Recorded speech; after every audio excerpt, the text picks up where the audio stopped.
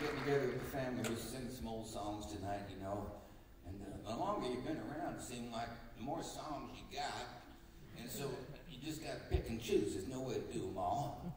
And so I've been doing the ones that sort of sneak, you know, sometimes songs, I don't know, but you sing them for a while, and then something happens, you forget all about them, and then they get brought back to life.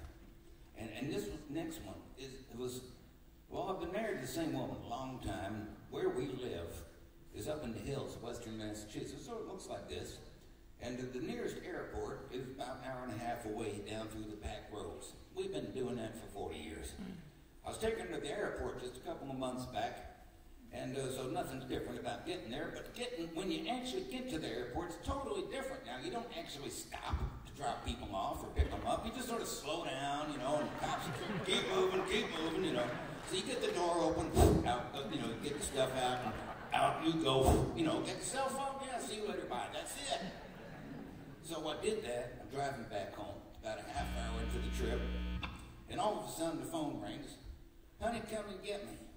I said, what do you mean come and get you? Just dropped you off. Would they cancel the flight or something? She said, no, I've been arrested. I said, you've been arrested? She said, I can't tell you about it now. I'm in handcuffs. Just come and get me. So I turned the car around. I'm driving back to the airport. I'm calling the kids. Mom's been arrested. Pretty soon, the Connecticut State Troopers are calling me on the phone, you know, saying, Mr. Guthrie, you know, here's the instructions for coming to get your wife. You take the car, you park it behind the squad car in the no parking zone. You get out, stand around in the no standing zone, and eventually, you know, we'll bring her out to you, something like that. So I'm following instructions, I'm waiting for my wife. Eventually, out she comes, hands behind her back, you know, handcuffed with a big Connecticut State Trooper moving her along, 4 or 5 of his friends just for security or something. And this big cop come up to me, he said, first of all, Mr. Guthrie, I'm a fan. He starts mentioning these obscure records of mine that even I don't have anymore, you know.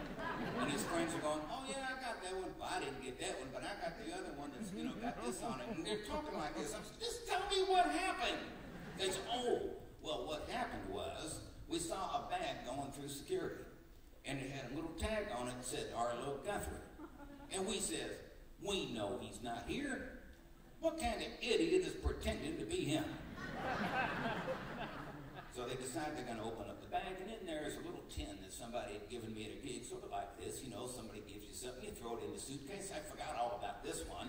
It had a picture of a familiar plant on the top. With the words Amsterdam written underneath. They said, we better open this up. So they open it up. Sure enough, it's not just a picture. I mean, it's the real stuff that's in there. It's flying all over the place, and they're picking up evidence. And she's going, I didn't know that was there. And they're going, right, lady. And they're hauling her off and got the evidence and stuff. And eventually they find out who she is, and they said, Mrs. Guthrie, we are so sorry. We really do have better stuff to do than be arresting people for this stuff these days. But and if we'd have known it was you, frankly, we wouldn't have bothered. But now that we've arrested you, we can't unarrest you. So we got to process you and take you down. You'll be in a, you know, little cell for a while. Don't worry, your husband will come and he'll come and get you. And she's been there for, what, an hour and a half now, 2 hours. So she's made friends with them all, knows them all by their first names and stuff, and their family history, whatever.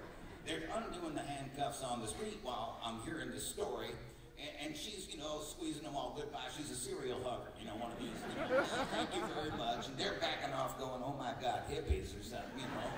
To get her out of there, I had to take pictures with the arresting officer, you know, and the security guy, you know.